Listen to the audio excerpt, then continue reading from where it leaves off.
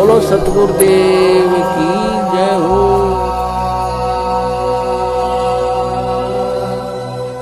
क्योंकि परमेश्वर ने पहले क्या बुलवाया था दास से कि वो जय विजय नाम के दो व्यक्ति आज तक यहीं फंसे पड़े हैं। गुरुदेव ने कहा आज तक अनंत युग हो गए, वो इसका ऋण नहीं उतार पाए। और पुण्यात्माओं, ये भक्ति इतनी आसानी से वो सारे ऋण इस जीव के उतरवा देगी जिसके विषय में कोई सोच भी नहीं सकता। पुण्यात्माओं, दुनिया कहती है और वास्तविकता भी है, कहती नहीं खाली, ये वास्तविकता भी है कि इंसान अपने जीवन में हर प्रकार का ऋण उतार सकता है, लेकिन अपने माता पिता का ऋण कभी नहीं उतार सकता। क्योंकि माता पिता से उसकी उत्पत्ति हुई, उसका जन्म हुआ है। यदि वो दुनिया के सारे ऋण उतार दिए उसने, तो भी वो ऋण उतारने के लायक, उतारने के सक्षम वो तभी हुआ जब उसके माता पिता ने उसको उत्पत्ति की, उसको उस लायक बनाया। वरना वो तो बच्चा था, वो तो कोरा कागज था। माता पिता उसको गुंडा बनाते तो वो गुंडा ही बनता आगे जाके, माता पिता उसको विद्वान बनाते तो वो विद्वान बनता। यानी वो व्यक्ति जिसने सारे ऋण दुनिया के उतार दिए, उन ऋणों को उतारने के लिए वो कब सक्षम हुआ? जब उसके माता पिता ने उसको उस लायक बनाया। तो कहते हैं माता पिता का ऋण इस दुनिया में आज तक कोई नहीं उतार पाया जीव, और ना कोई उतार पाएगा। पुण्यात्माओं, और जब तक जीव ऋण मुक्त नहीं होगा तो इस 21 ब्रह्मांड के स्वामी काल निरंजन का ये अटल संविधान है, वो यहां से जाने नहीं देगा और ना ही परमात्मा लेके जा सकता। तो ये परमात्मा का भी ये अटल विधान है। तो पुण्यात्माओं, इस सत भक्ति से परमात्मा हमारा ऋण कैसे उतरवाएगा? माँ बाप का नहीं उतर सकता, लेकिन फिर भी परमात्मा ने उतरवा दिया, आपको पता भी नहीं। और परमेश्वर ने माता पिता का ऋण भी उतरवा दिया। कैसे? परमेश्वर कहते हैं आत्म प्राण उधार ही, इससे बड़ा धर्म कोई नहीं है जो किसी आत्मा का उद्धार करवा दे। इससे बड़ा धर्म कोई नहीं। पुण्यात्माओं, जब हमें सतगुरु का ज्ञान प्राप्त हुआ, हमें सतगुरु से सद्बुद्धि प्राप्त हुई, हमें परमेश्वर के तत्व ज्ञान से जब इस बात का आभास हुआ, ज्ञान हुआ, भान हुआ कि इस परमेश्वर की भक्ति से आत्मा का उद्धार, आत्मा का मोक्ष हो सकता है, इस मार्ग के अलावा दुनिया में अन्य कोई भी मार्ग नहीं है। मतलब आत्म कल्याण, आत्म उद्धार, मोक्ष का मार्ग जो हमें प्राप्त हो चुका है। और पुण्यात्माओं, उस मार्ग पर यदि हम अपने माता पिता को लगा देते हैं, हमारे माता पिता को यदि हम इस परमेश्वर की भक्ति से जोड़ देते हैं, ये अलग बात है कि आपके संदेशा देने के बाद आपका माँ बाप मानता है या नहीं मानता है, लेकिन आपने उनको रास्ता दिखा दिया। जिनके लग गए तो अच्छी बात है, और जिनके नहीं लगे, और जिसने अपने माँ बाप को आत्म उद्धार का, मोक्ष का मार्ग जिसने दिखा दिया, अपने माँ बाप को जिसने गुरु की जानकारी दे दी कि पिताजी माताजी परमात्मा धरती पे आया हुआ है, अगर मोक्ष करवाना है तो अच्छा समय है, भक्ति ले लो, जिसने ये संदेशा दे दिया और जिसने अपना लिया उसका तो सौभाग्य। जिसके माता पिता ने ये मार्ग अपना लिया, तो सोचो उस बेटे ने, उस माता ने तो केवल जन्म देके, उस माँ बाप ने तो केवल उसको जन्म देके सांसारिक ऋण उतराने के ही लायक बनाया, और उस बेटा बेटी ने अपने माँ बाप को हमेशा हमेशा के लिए इस काल भगवान के सभी ऋणों से मुक्त करवा दिया परमेश्वर के भक्ति मार्ग पे लगाकर। तो इस प्रकार ये परमात्मा इस पृथ्वी पे इस जीव को सतलोक ले जाने के लिए ऐसे ऋण मुक्त करवाता है, ऐसी ऐसी विधि से। और जिसके माता पिता नहीं माने तो भी वो ऋण मुक्त हो गया, क्योंकि उसने संदेशा दे दिया। फिर वो माता पिता का अपना ऋण है, उसका अपना संस्कार है कि वो जुड़े या ना जुड़े, लेकिन उस पुत्र का, उस पुत्री का ऋण उतर गया। इसलिए परमेश्वर कहते हैं कि पुण्यात्माओं, यथासंभव जितना हो सके सभी भाई बहनों तक, रिश्तेदारों तक ये संदेशा परमात्मा का पहुंचाओ कि परमात्मा धरती पे प्रकट है, उनको प्यार से, उनको प्रेम से। लेकिन हमें समझाना नहीं आया। अगर ये बातें अगर हम अपने माता पिता को कहें, अपने रिश्तेदारों को इस तरीके से यदि हम समझाएं, तो पुण्यात्माओं क्या मजाल कि उनके समझ में नहीं आएगी। पुण्यात्माओं, हरियाणा की भाषा हिंदुस्तान में सबसे अक्खड़ भाषा है, सबसे रूढ़ भाषा है, बेकार भाषा है। हरियाणा का आदमी बोलता हुआ अच्छा नहीं लगता, ऐसा लगता है प्यार से बोलेगा तो भी ऐसा लगता है जैसे गुस्से में बोल रहा है। और पुण्यात्माओं, उसी हरियाणवी भाषा में जब वो परमपिता परमेश्वर सत्संग करता है तो हमारी आंखों से आंसू आते हैं, हमारी आंखों से आंसू आते हैं। ये अंतर है शब्द निकालने का। उसी हरियाणी भाषा में कोई बोलता है तो अच्छा नहीं लगता, और उसी भाषा में हमारा गुरु सत्संग कर रहा है तो आंखों से आंसू आते हैं, क्योंकि उस गुरु के समझाने का एक तरीका है, वो मृदुभाषी है, वो प्रेम से, आधीनी से, क्योंकि वो वही शब्द निकालता है जो शब्द उसके यहाँ हैं, वो दिखावा नहीं करता, इसलिए वो भाषा हमें अच्छी लगती है। और हम पुण्यात्माओं उस सतगुरु के उन शब्दों से युक्त पुस्तकें हाथ में लेके ज्ञान गंगा, हम जाते हैं किसी मंदिर के पुजारी के पास, हम जाते हैं किसी अन्य भाई बहन के पास, उसको कहते हैं भैया 10 रुपए की पुस्तक ले लो। वो अगर नहीं लेता है, अगर वो कुछ उल्टा सीधा बोल देता है तो हम क्या करते हैं, मरने के बाद फिर तू गधा बनेगा, हैं, फिर तू कुत्ता बनेगा, काल के जाल में फंस जाएगा, नरक में जाएगा। वो पुण्यात्मा परमात्मा से परिचित नहीं है, वो आपकी ऐसी बातें सुनने के लायक नहीं है, वो आपसे झगड़ा मोल ले लेगा। ना वो खुद गुरु जी का ज्ञान समझेगा, ना अपने किसी आड़ोसी पाड़ोसी को समझने देगा, हम लोगों के द्वारा किए गए ऐसे व्यवहार के चलते। इस दास ने बहुत सारे भगत भाइयों की वीडियो देखे हैं जो सर्वानंद की तरह डाल के बहुत सारी ये पुस्तकें और सेवा अर्जित करने के मकसद से कि मेरे पुण्य बनेंगे, मंदिर मंदिर में घूमते हैं, मस्जिदों में जाते हैं और वहाँ के पुजारियों के साथ में ऐसे वाद विवाद करते हैं जैसे दो मूर्ख व्यक्ति लड़ रहे हों, जैसे दो मूर्ख व्यक्ति लड़ रहे हों। दास ने एक वीडियो भी बनाया था, कोई डॉक्टर है, कोई क्या है, मूछे वगैरह लगता है, शायद दिल्ली का है। उसका 2 वीडियो दास के पास आए थे फेसबुक से, वो दोनों वीडियो पे दास ने वीडियो भी बनाया था, यूट्यूब पे डाला था, किस तरीके से वो मंदिर के पुजारी के साथ, जिसको परमात्मा का ज्ञान नहीं, अरे वो अच्छी आत्मा है, जो हनुमान जी का पुजारी है वो अच्छी आत्मा, तभी तो वो पुजारी बन के बैठा है, भगवान के संपर्क में है, वो अच्छी आत्मा है, वो बस उसको मार्ग अच्छा नहीं मिला हुआ। और उनको हम समझाते कैसे हैं, ये क्या है, तो ये तेरा हनुमान, ये हनुमान कोई भगवान है, ये है फलाना। उस वीडियो में आपने सुना होगा। ये समझाने का तरीका नहीं होता। सेवक का काम होता है संदेशा देना, संदेशा देना। सेवक का काम केवल संदेशा देने का है, वाद विवाद करने का नहीं, सलाह देने का नहीं। अगर तुम ही सारा सब कुछ ज्ञान झाड़ोगे तो फिर पुस्तक क्या समझाएगी उसको, फिर तुम पुस्तक क्यों दे रहे हो भाई। अरे तुम केवल संदेश वाहक बनो, ऐसी मीठी भाषा बोलो, ऐसे मुख से वचन बोलो कि उसको अपना कर लो। और 10 रुपये तो क्या, वो 20 रुपये दे देगा उस ज्ञान गंगा के, और उसको बोलो भैया अब आ गई तेरे हाथ में, तेरे लिए तेरी संजीवनी बूटी आ गई है। ये वो संजीवनी बूटी है जो ये अपने हनुमान जी है ना, महाराज जी, उसको यूं करने से हमारा धर्म नष्ट नहीं होता, क्योंकि हम यहाँ से कर रहे हैं, यहाँ से नहीं कर रहे। परमेश्वर ने क्या कहा, भक्ति भाव से मंदिर में नहीं जाना, बाकी चाहे मंदिर में खाट डाल के सो, चारपाई डाल के सो, तुम्हारा कुछ नहीं बिगड़ेगा, यहाँ से नहीं होना चाहिए। यदि उस पुजारी को लाने के लिए यदि हमें सोशल छिद्र करने पड़ जाएं तो पुस्तक गुरु जी की यूं हाथ में पकड़ो बीच में, और हनुमान जी के सामने पुस्तक को यूं करो। हमारे भाव होने चाहिए कि हनुमान जी आपके लिए भी संदेश है परमात्मा का, और उस भाई को बोलो ओहो हनुमान जी, ओहो अरे भैया ये वही संजीवनी बूटी है, ये पुस्तक जो संजीवनी बूटी हनुमान जी लक्ष्मण भैया के लिए लेके आए थे, आज वो पुस्तक बन के आ गई। ये अमृत ज्ञान है, ये संजीवनी है, ये दोबारा से जीवित कर देगी हमें, इसको पढ़ो भैया जब भी समय मिले। बस इतना संदेशा दे दो, उसका हनुमान जी भी खुश, वो पुजारी भी खुश, और आपका भी सेवा बन गई।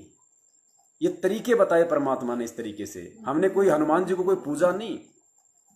पुण्यात्माओं, इस देश दुनिया में घर परिवार में रिश्तेदारों से जो एक भगत विमुख हो जाता है नाम लेते, उसका रीजन यही है कि परमात्मा ने हमें जिस तरीके से ये ज्ञान समझाया, हम उसका 2% भी आगे नहीं समझा पाते।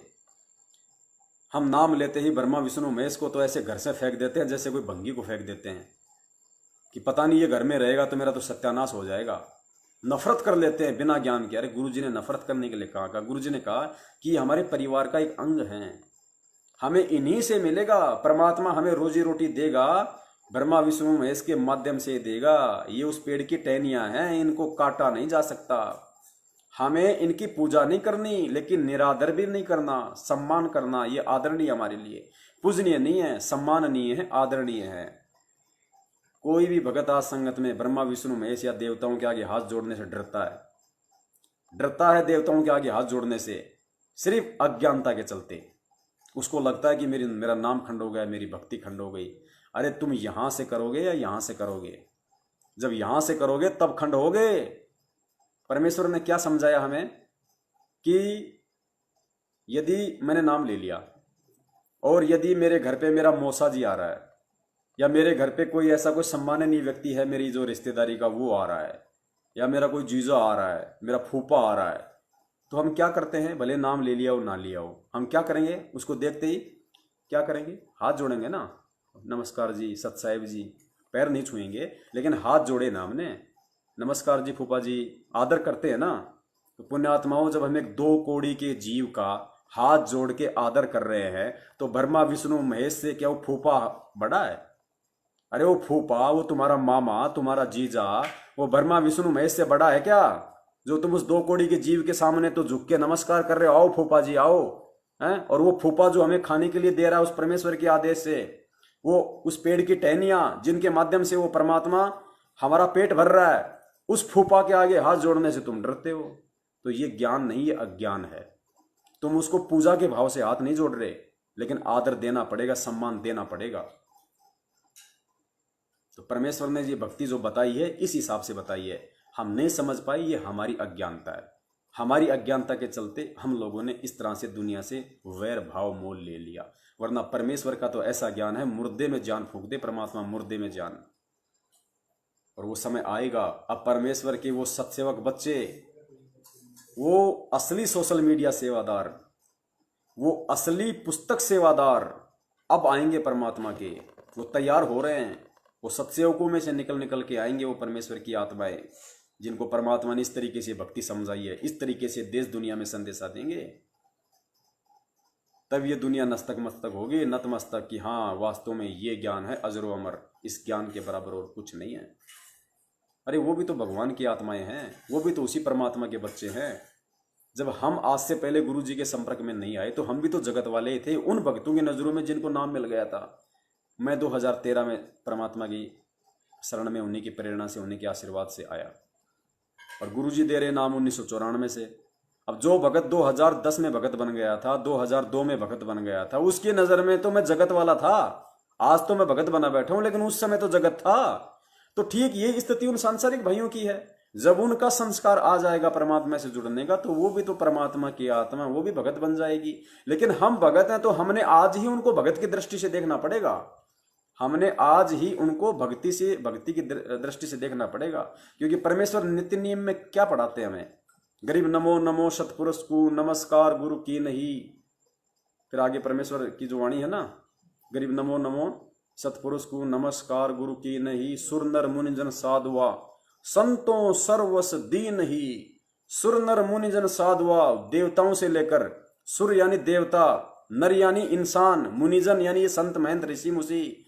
सुर नर मुनिजन साधुआ संतों सर्वस दीन, संतों यानी जितने भी स्त्री पुरुष इस दुनिया में, गुरुजी ने अनुवाद कर रखा है, जितने भी स्त्री पुरुष मानव शरीरधारी इस दुनिया में हैं, वो सभी सम्मान के हकदार हैं, आदर के हकदार हैं।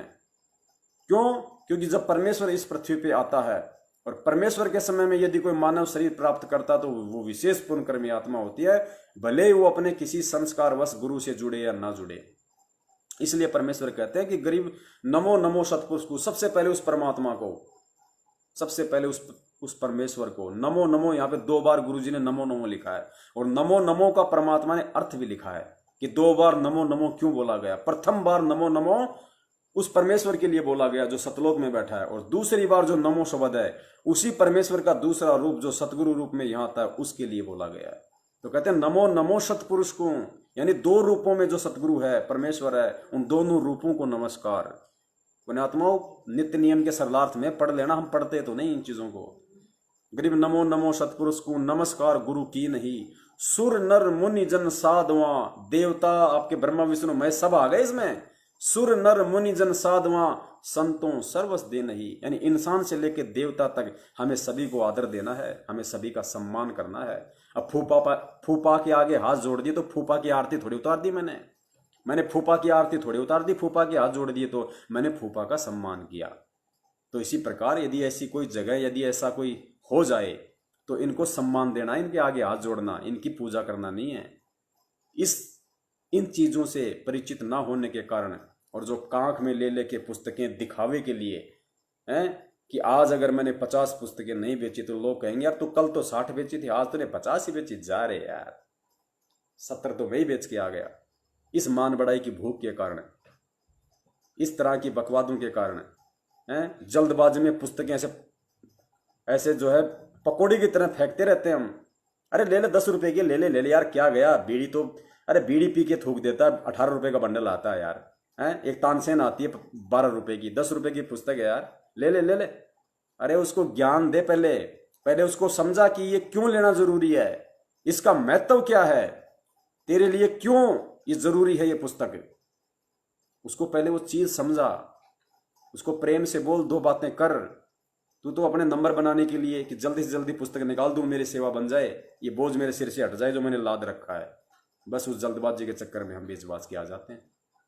फिर चाहे उसको लोग, चाहे वो पकोड़े रख रख के चाहे लोगों को खिलाओ, उसमें बस सेवा बन गई, हमारी सेवा बननी चाहिए बस, और कुछ नहीं चाहिए हमें। पुण्यात्मा वैसे नहीं चलेगा इस मार्ग में, ये परमेश्वर का मार्ग है, और दुनिया का हर स्त्री पुरुष परमेश्वर की आत्मा, परमेश्वर का बच्चा है। हमें सबको उसी दृष्टि से देखना पड़ेगा। कमियां मुझदास में भी हैं, हम सब भाइयों में कमियां हैं, क्योंकि हम सब जीव हैं, हम सब कमियों के पुतले हैं।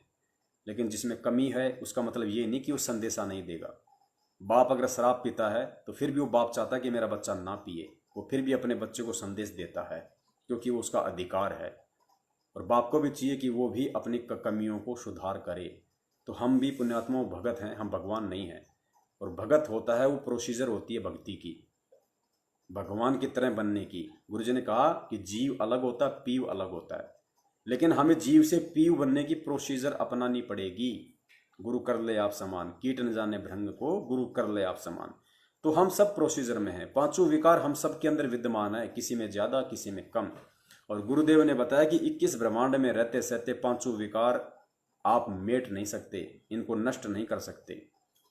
5 विकार मिटेंगे नहीं, लेकिन इस भक्ति के प्रभाव से एक समय ऐसा आएगा ये डाइल्यूट हो जाएंगे, निष्क्रिय हो जाएंगे, तुम्हें बाधा उत्पन्न नहीं करेंगे। लेकिन ये विकार पूरी तरह समाप्त तो केवल वही होंगे जो परमेश्वर की मानसरोवर पे जो बीती है, वहां परमेश्वर न लाएगा। अंत में सारा बचा खुचा मैल परमात्मा वहां निकालेगा इस शरीर का, इस आत्मा का। तो पुण्यात्माओं, ये कुछ बातें थी, और हम सभी को परम पूज्य सदगुरु रामपाल जी महाराज जी का तय दिल से दंडवत धन्यवाद देना चाहिए परमेश्वर को। उनका हम तय दिल से कोटि कोटि धन्यवाद करते हैं कि हे परमेश्वर, इस कलयुग की पिछली पीढ़ी में इन साइंस के उपकरणों के माध्यम से परमात्मा आपने हम नीचों पे कैसे दया करी, जो आज हम सैकड़ों हजारों की संख्या में अपने अपने घरों में बैठे हुए भगत भाई साध संगति कर रहे हैं, आप जी की महिमा का वर्णन कर रहे हैं। हे परमेश्वर, हम 2 कौड़ी के जीव हैं, और हमें अंत तक परमात्मा 2 कौड़ी का जीव ही रखना। हमारे अंदर कभी भी किसी भी प्रकार का कोई अहंकार या मान बढ़ाई, किसी प्रकार का कोई ऐसा अहम हमारे अंदर उत्पन्न ना हो परमात्मा, कि हम इस भक्ति या भगवान से 1% भी हम दूर होने की उस बुरी प्रक्रिया में जाएं।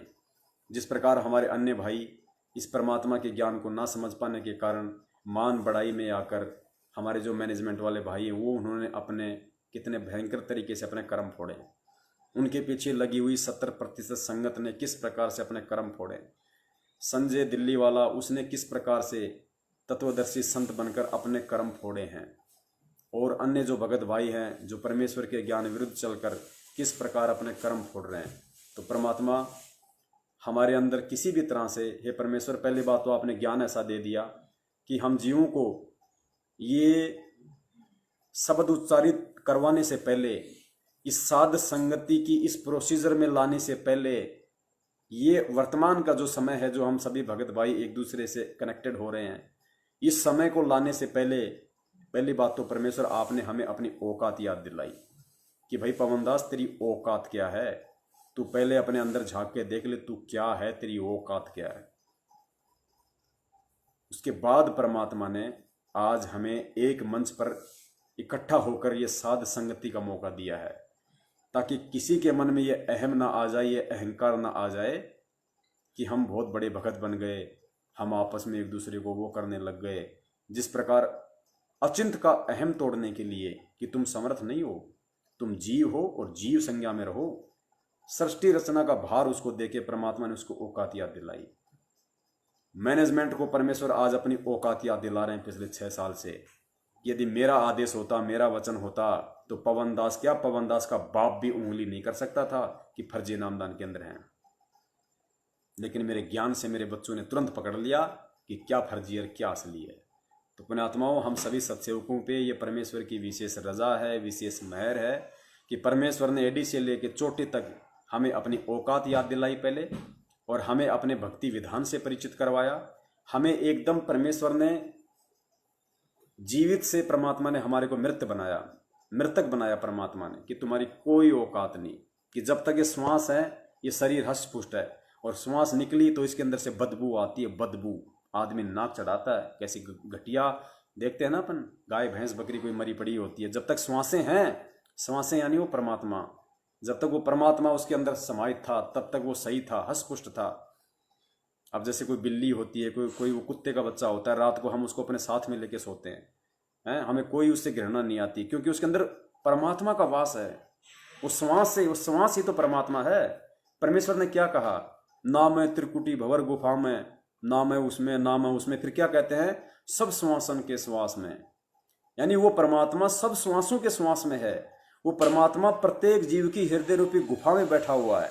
तो जब तक वो श्वासें हैं तब तक हम हष्ट पुष्ट हैं। वो गाय भैंस बकरी, वो बिल्ली का बच्चा जिसे हम रात को लेके सोते हैं, और वही बिल्ली का बच्चा अगर 2 घंटे पहले अगर मर जाए, आप रात को लेके सो जाओगे? क्योंकि वो परमात्मा उसके अंदर से निकल गया, वो श्वासें निकल गई, अब वो बदबू मारेगा। तो पुण्यात्माओं, परमेश्वर ने सबसे पहले हमें वो औकात याद दिलाई कि जब तक मैं हूं तेरे अंदर तब तक तू बोल रहा है, तब तक तू सुन रहा है, तब तक तू सोच पा रहा है, और जब मैं निकल जाऊंगा तो उसके बाद तेरे अंदर कुछ नहीं बचेगा। इसलिए अपनी औकात में रह के सेवा करना, अपनी हद में रह के सेवा करना। अगर जरा भी मुंह ऊपर किया, उसी समय उठा के नीचे पटक दूंगा। और मेरा काम करवाने के लिए मुझे किसी इंसान की जरूरत नहीं, मुझे किसी भगत की जरूरत नहीं। मैंने तुझे उदाहरण देकर समझा रखा है, जब मैं झोटा राम से, एक जानवर से वेद मंत्र बुलवा सकता हूं, तो मेरा काम तो मैं पत्थर से भी सिद्ध करवा सकता हूं, तुझे जरूरत नहीं। और सोच, अगर तुझे मैं निमित्त बना रहा हूं, अगर मैं तुम सत्सेवकों को यदि निमित्त बना रहा हूं, तो ये तुम्हारा सौभाग्य समझना कि ये तुम्हारे कर्म बन रहे हैं। कर्म, जहां एक तरफ तुम्हारे 70% भगत भाइयों के ये काल एजेंट लोग, राजनीतियां, आरक्षणबाजियां, उल्टे कर्म, दान लेकर, दान का दुरुपयोग कर कर, ज्योति पाठ का करवाकर उनके कर्म फुड़वा रहे हैं, और उसी संगत में से तुम 10-20% लोगों से मैं सत सेवा करवाकर उन भटके हुए लोगों को वापस भक्ति मार्ग पर लाने का सत संदेशा दिलवाकर तुम्हारे कर्म बनवा रहा हूं। सोचो तुम्हारे ऊपर मैं कितना मेहरबान हूं। पुण्यात्माओं, हमें यकीन नहीं हो रहा, परमात्मा हमारे रोम रोम में समाहित है। आज वर्तमान में रोम रोम के अंदर परमात्मा बैठा हुआ है। वरना पुण्यात्माओं, ये सेवा हमें नहीं मिल सकती। इस बंदी छोड़ की तो पूरी दुनिया है, अरबों खरबों लोग हैं इस परमात्मा के। उन अरबों खरबों में से परमात्मा ने कितनों को अपनी शरण में लिया? 10-15 लाख लोगों को। इस 7.5 अरब की जनसंख्या में से परमेश्वर ने मुट्ठी भर को भी शरण में नहीं लिया। 1% भी नहीं है इस विश्व की जनसंख्या के आगे 15-20 लाख लोग। उस 15-20 लाख लोगों में से भी परमात्मा ने आज इन सेवाओं के लिए कितने सत्सेवकों को निमित्त बना रखा है। पुण्यात्माओं, कितनी बड़ी मेहर, कितनी बड़ी रजा उस परमात्मा की दृष्टि हमारे ऊपर है, हम आकलन नहीं कर सकते।